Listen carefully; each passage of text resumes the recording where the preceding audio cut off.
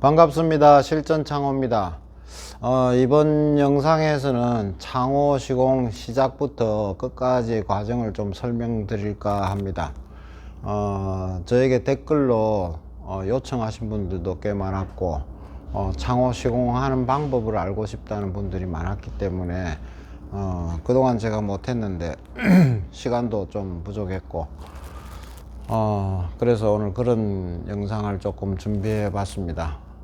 유튜브 상에 보시면 창호 수리 교체하는 영상들이 아주 많이 올라와 있습니다. 저도 그걸 간간히 좀 봤습니다만 헌 창문을 새 창문으로 교체하는 이런 과정을 세세하게 보여주기보다는 교체 철거와 또는 뭐 시공하는 간간히 보이고, 그 다음에 완성된 모습을 보여주기 때문에 일반 소비자들이 구경하기에는 참 좋습니다만, 그 영상을 보고 창호 시공을 나도 저렇게 따라 해봐야지 하고 하실 수 있는 분은 아마 없을 겁니다. 그래서 지금 이 영상은 일반인들은 보실 필요가 없을 것 같습니다.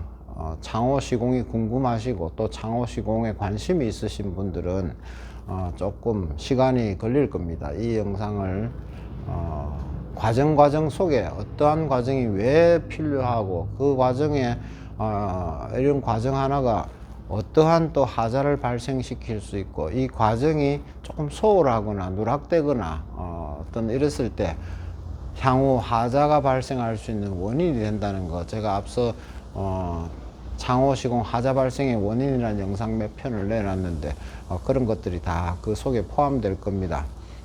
그래서 이 창호 시공은 뭐 특별한 기술이 필요한 것이 아니고, 그러한 상황들, 하자가 발생할 수 있는 소지가 있는 이런 상황들을 제대로 알고, 얼마만큼 알고 또 그것을 차분하게 정확하게 원칙을 지키느냐가 기술이지, 빨리 하거나 뭐 그냥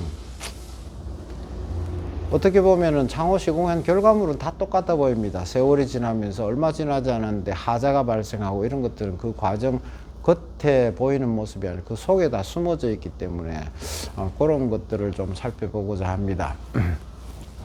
먼저 이론적으로 이야기를 하자면은 창호를 시공할 때 요거보다도 일단 가장 쉬운 창호 교체, 틀을 철거를 하지 않고 틀 속에 집어넣는 경우가 있을 겁니다. 목문하고 알루미늄이 됐다든지 목문 이렇게 됐을 때, 이런 틀 속에 집어넣을 때는 한 가지 원칙만 생각하시면 됩니다.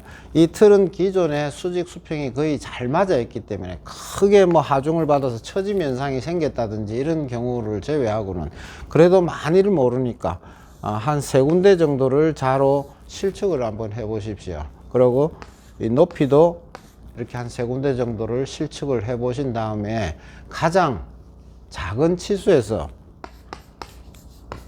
폭은 10mm를 빼주시면 됩니다. 높이는 5mm만 빼주시면 됩니다.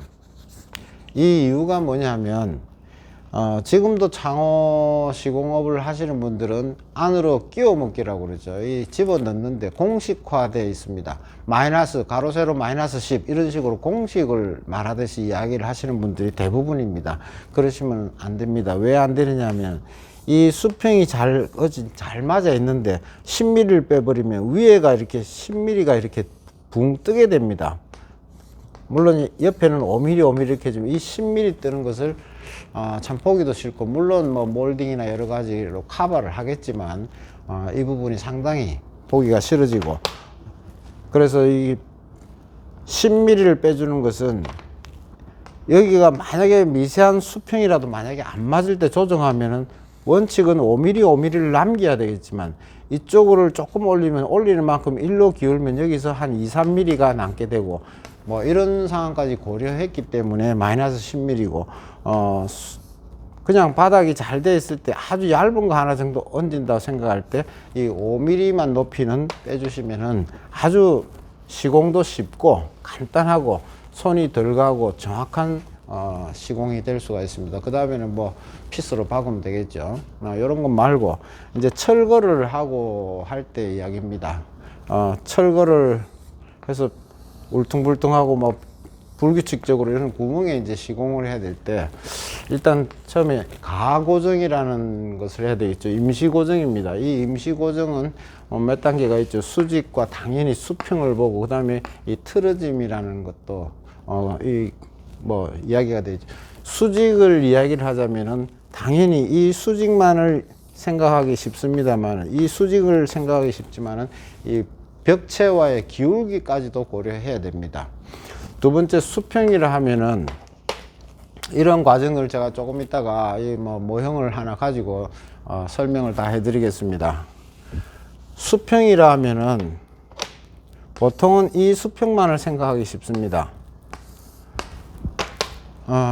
창이라는 것은 이 위에 빈 틀만이 아니고 향후 여기에는 아주 무거운 유리가 달린 문이 늘 움직인다고 생각을 하시면 이 수평은 당연한 것이지만 이 수평까지를 보지 않는다면 문이 기울어져서 이렇게 기울든지 이렇게 기운다면 이 기울어서 이 무거운 유리 창문이 진행을 자꾸 하다 보면은 레일 파손의 원인이 됩니다. 그런 것도 감안하셔서 수평에는 반드시 레일 면의 수평까지도 고려하셔야 된다는 것이고, 그 다음에 이 틀어짐이라는 것은 뭐냐면 뭐 요런 창이 뭐 중창 이하 작은 창은 틀어짐이 거의 잘 생기지가 않습니다만 발코니나 큰 창일 경우에 이렇게 고정을 할 때 이 쉽게 변형이 생깁니다. 이 틀어짐 현상이 생길 때 요것도 아주 문제가 많이 발생하죠. 일단은 작은 창 같은 경우에 먼저 이제 우리가 요즘 장비가 좋으니까 레이저라든지 뭐 라벨기 이런 걸 써서 수직 수평을 쉽게 볼 수 있습니다. 제가 권하고 싶은 것은 조금 번거로운 것 같지만 훨씬 더 효율성이 있고 일이 굉장히 쉬워지는 방법을 하나 더 알려드리고자 합니다. 레이저로 볼 수 있는 것은 수직 수평이고 이렇겠지만 현장마다 레이저를 일일이 설치하기 어렵습니다. 그럴 때 제가 조금 이따가 보여드릴 건데 일단 먼저 이 가고정하는 시작 단계에서 고려를 해 보셔야 될 것이 뭐 일단 크게 그래서 여기가 지금 높고 여기가 낮다면 먼저 한 군데를 여기든 잡아줘야 되죠. 잡아줘야 되는데 낮은 데서 잡으면 절대로 안 되겠죠. 당연히 요 조금 이 면과 이 면 중간에 좀 높은 면을 기준으로 해서 잡기 시작을 하는 겁니다. 잡는데 요런 게 아주 유용하게 쓰일 겁니다. 많이 보셨을 거예요. 왜 이런 걸 쓰는지도 아실 겁니다. 이 두께만큼의 이 높낮이가 얼마든지 쉽게 조정이 되기 때문에 이런 걸 많이 쓰죠. 그래서 만약에 여기가 높다 치면 높다고 생각할 때 여기도 그냥 안착을 해서 이렇게 고정하기보다는 이 틈에도 비라든지 여러 가지가 뭔가 들어올 수가 있으니까 충진을 반드시 시켜줘야 되기 때문에 여기를 조금이라도 공간을 두고 나중에 채움을 계산을 하는 거죠. 이렇게 하고 이 위에 부분을 뭐 우리 창호하는 사람들이 이런 짜구망치라고 그러죠. 이런 걸 쓰는데 세게 치시면 안 됩니다. 지금 이때는 그냥 요 정도만 치셔도 얼마든지 지금 움직임은 없습니다. 이제 나머지 이쪽을 보시면 되겠죠. 이쪽도 이제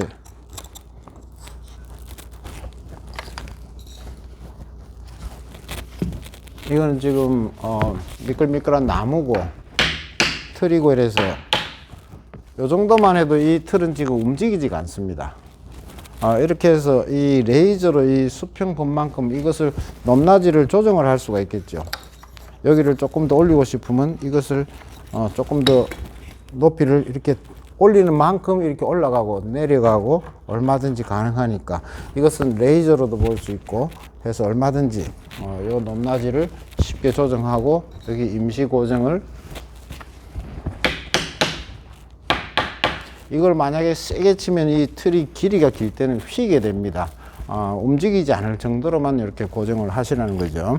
요게 이제 일단 사면을 모서리 내면을 살짝 잡아줬습니다. 여기서부터 이제 물론 여기서 볼 때 이 기본적인 수평은 봐진 상태입니다.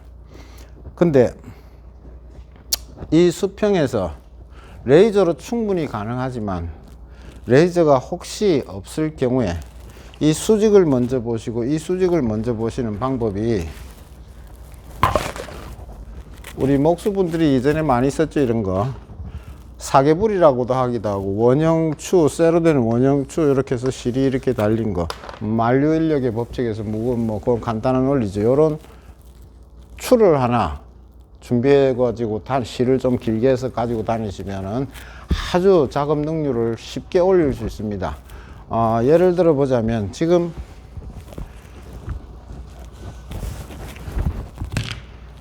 이 수평이 맞았다고 볼 때 레이저로 얼마든지 가능하지만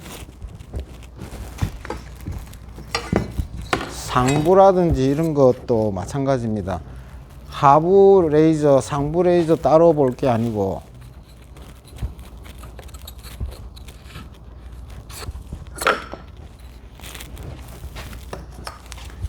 이거는 뭐 피스나 못을 갖고 사용을 하셔도 무방합니다.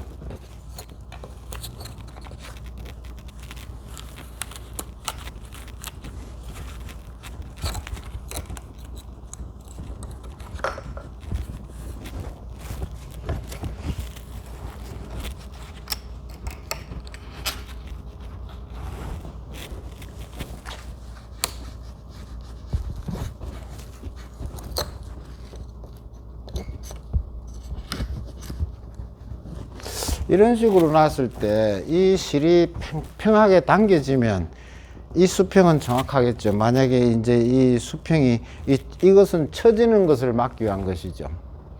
길이가 길 때, 틀이 길 때는 당연히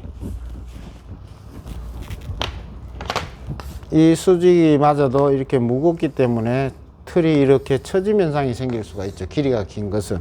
그럴 때 실을 이렇게 튕겼다든지, 레이저는 여기를 맞출 수가 있고 여기를 또 맞춰야 되는데, 이 실 하나 가지고 다니시면은 이 실이 팽팽하게 당겨진다면 얼마든지 쉽게 이걸 맞출 수가 있고, 또 레이저가 이 수직을 보지만 아까 말씀드린 대로 기울기라는 게 있습니다. 지금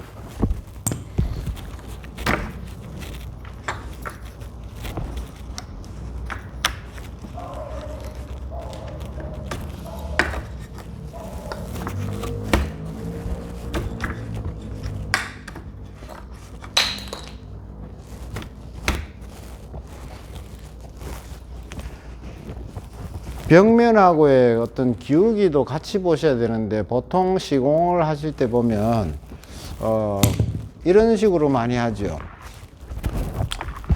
수직 수평을 본 다음에 벽하고 얼마만큼 이렇게 나오는데 벽면에 맞춰서 이 측면을 맞추는 경우가 대부분인데, 만약에 이게 발코니나 이럴 때 벽 미장이 똑바로 수직이 안 됐다면은, 거기에 이렇게 치수를 맞춘다면은 이 레일은 비스듬히 기울어서 서게 되는 그런 경우가 생깁니다. 그럴 때 여기에 무거운 문짝이 달리면 이 문짝이 왔다 갔다 하면서 레일 파손의 여러 가지 원인을 발생시킬 수가 있죠. 그래서 이것보다는 어차피 레이저로 수직 수평을 봤지만은, 이렇게 지금 무거운 추를 이렇게 놔보면은 이게 만약에 이쪽으로 더 튀어나왔거나 덜 튀어나왔거나 하는 이런 것이 금방 이렇게 표시가 납니다. 수직이 안 맞는 것이, 기울기 안 맞는 것까지 그냥 표시가, 여기는 지금 왁구 끝이 되어 있는데 지금 이만큼 뜨지 않습니까? 이런 식으로 이 레일 자체의 기울기를 보셔야지, 벽하고 맞추려 하시면은 여기에 걸리는 무거운 유리 때문에 그런 현상이 나중에 하자의 원인이 되는 것이죠. 이렇게 해서 이제 앞서 말씀드린 대로 처짐 현상이 있어서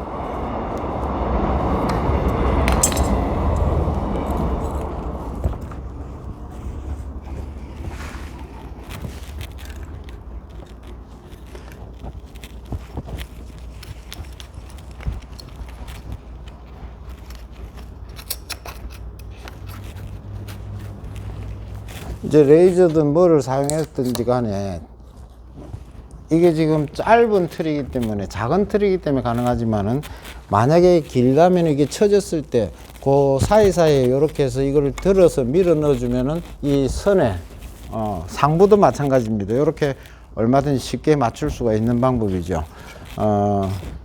그래가지고 이제 상부 같은 경우가 아주 소홀하기 쉽지만 중요한 부분입니다.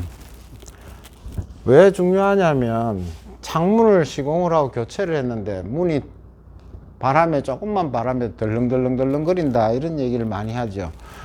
그렇게 될 때 그 원인이 뭐냐면, 창틀을 수직과 수평 요까지는 잘 맞추는데 상부 고정을 할 때 정확한, 만약에 수평이 맞았다면 다행인데, 상부 고정을 칼부럭이나 뭐를 할 때 조금만 세게 박아 넣어도 이렇게 조금만 현상이 생기면, 창문의 원리는 그렇습니다.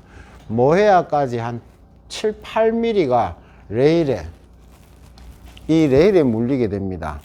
밑에도 로라하고 모해야까지가 7, 8mm, 그것을 벗어나게 되면은 모해야가 잡아주지를 못합니다. 그러면은 바람만 불어도 문이 흔들리게 되고 외풍이 생기게 되고 이러기 때문에, 이 고정을 하실 때도 실을 한번 튕긴다든지 레이저를 보신다든지 해서 여기에도 고인목을 적절하게 더 칼부럭이나 앙카를 박을 때 더 올라가지 못하도록 방비를 해 주시는 게 좋고요. 이렇게 해서 일단 수직과 수평과 기울기까지 어느 정도 이제 보셨다면, 영구 고정을 위해서 안에 이제 고인목을 설치를 해야 됩니다.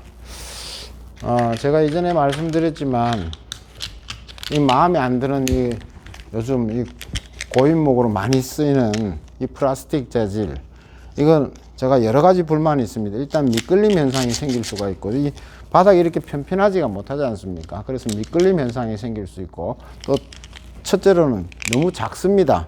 이 레일이 이렇게 될 때, 만약 이 안에 이렇게 넣었다고 치면, 또는 이렇게 넣으면 더 말할 것도 없지만, 이렇게 놓는다 하더라도 뒤에 부분이 굉장히 많이 남습니다. 그러면 뒤에도 똑같이 고정을 해 주셔야 되고, 만약에 앞에만 이렇게 고정을 했다 치면, 요즘 한창 여름 더울 때는 굉장히 날이 뜨겁습니다. 이 플라스틱 재질이, 보강제는 가운데밖에 안 들어갑니다. 여기는 무거운 문이 달려 있습니다. 이 열에 의해서 이게 조금 심하게는 아니면 조금씩 처짐 현상이 생길 수가 있습니다. 그래서 이 처짐도 막기 위해서 뒷면까지를 고려를 해야 돼요. 최소한 이 레일까지는 이 고인목이 보장을 해줘야 되는데 그렇지를 못합니다. 이렇게 작은 거를 쓸 때는. 그래도 꼭 굳이 이런 걸 쓰셔야겠다면, 미끌림이라도, 왜 미끌림이냐면, 틀만 세울 때는 아주 짱짱하게 서 있는 것 같습니다만은, 발코니 같은 경우 틀이 이렇게 크고 넓고 높고 할 때는 여기에는 아주 무거운 유리가 달려서 이 유리 무게 하중이 내려 누르는 거와, 그 다음에 태풍의 바람이 이 문 전체를 흔들고 이렇게 할 때 이 안에 우레탄 폼으로 충진을 하지만 세월이 지나면서 이 무게를 견뎌내지 못하고 우레탄 폼이 밀릴 수도 있고 우레탄 폼이 눌림을 현상 당할 수도 있습니다. 그래서 이 작은 것은 절대로 제가 권하고 싶은 게 아닙니다. 자, 이게 안 보이게 하려면 첫째는 이 레일까지는 힘을 받아줘야 됩니다. 여기에 문이 걸리기 때문에. 근데 그런 것을 무시하고 이렇게 작은 걸 쓴다는 거죠. 그래서 저희들이 예전에 지금까지 했던 방법은 이런 합판이라든지, 최소한 이 합판을 쓰면 이 레일 두 개 여기 걸리는 문에 대한 하중은 잡아주는 겁니다, 이게. 그렇고 또 하나 또 예민할 때 두께가, 요런 데코 타일 같은 경우 변형도 없고 평생 썩지도 안 하고 이런 거 좋지 않습니까? 이런 걸로 촘촘히 안을 채우십니다. 이제 수직 수평이 맞아서 중간중간에 채우는데, 여기에서 소홀히 하실 때 문제가 생기니까 최소한 1m 간격 정도를 넘어서지 않도록 촘촘히 이 수평에 맞춰서 일단은 고인목을 깔아 주셔야 된다는 거. 이렇게 이 레일 두 개를 커버할 수 있을 정도의 넓이가 있는 것을 이렇게 놔줘야 된다는 거. 아주 중요한 얘기입니다. 이렇게 해가지고 이제 어느 정도 상부도 마찬가지겠죠.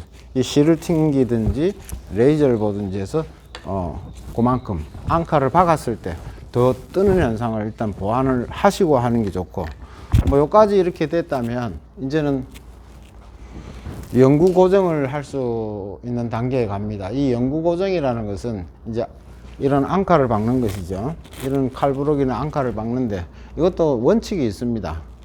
아주 가장 기본 원칙은 이게 들어가 있다면 이것을 관통하는 겁니다. 이걸 뜰어서 이걸 관통, 이런 걸 뜰어서 안에서 이걸 관통. 이것은 아무리 오랜 세월이 흐르고 태풍이 아무리 불어도 이 고인목이 변형이 틀어짐이 절대 생길 수가 없습니다. 근데 이게 불가피할 경우에 최근 인접한 곳에 이 칼부로 고정을 시켜줘야 된다는 것입니다. 이게 아주 중요한 사항입니다. 요거 하나 또 잘 생각해 주시길 바라고, 상부에도 그냥 고정할 것이 아니고 아까 말씀드렸듯이 이 칼부럭으로 뚫으면 이게 솟구치는 현상이 생기기 때문에 그걸 막기 위해서 어느 정도 이 두께만큼 채우신 다음에 인근에 아니면 관통해서 이 칼부럭을 박아 주신 다음에 맘록 박으셔도 됩니다. 요런 것. 또 그 다음에 측면에는 이 지금 이런 거는 창이 작은 소창이기 때문에 만약에 발코니처럼 2400 뭐 2300 이렇게 길이가 길 때는 칼부럭을 박아도 이렇게 또 휘임 현상이 생길 수가 있기 때문에 칼부럭 박는 부분에는 이런 것을 채우시고 박아 주시고, 한 가지 뭐 그냥 간단한 얘기입니다만, 창이 작을 때는 수직 수평 굳이 볼 필요가 없죠.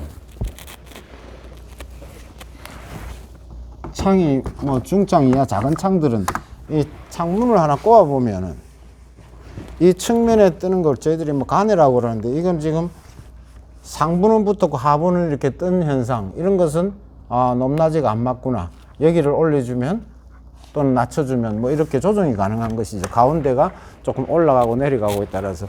그래서 요게 이렇게 가까이 접근시켜 보면은 뜨는 공간이 거의 균일하게, 이러면 수직 수평이 잘 맞았구나. 또 이쪽으로도 마찬가지겠죠. 뭐 요런 방법을 쓰셔도 무방하고, 작은 창일 경우는. 그래서 이렇게 해서 이제 칼부럭까지를 박았습니다. 뭐 요까지가 말로는 아주 쉬운 것 같지만은 한번 해보시지 않은다 하면은 조금 어려울 수도 있습니다만은, 요런 과정이 중간중간에 왜 필요한 과정인지, 그 다음에 이제 우레탄 폼인데 제가 아주 강조하고 싶은 부분입니다. 우레탄 폼을 보통 쓰시는 분들이 그냥 방아쇠를 당기는 만큼 나가니까 아주 신나게 튼튼하게 한다고 착각을 하셔가지고 아주 신나게 쏘십니다. 그래가지고 벽체가 이렇게 돼 있고 틀이 이렇게 돼 있다면 막 이렇게 쏴가지고 이만큼이 나중에 나오는 이런 경우는 좀 생각해 보셔야 됩니다.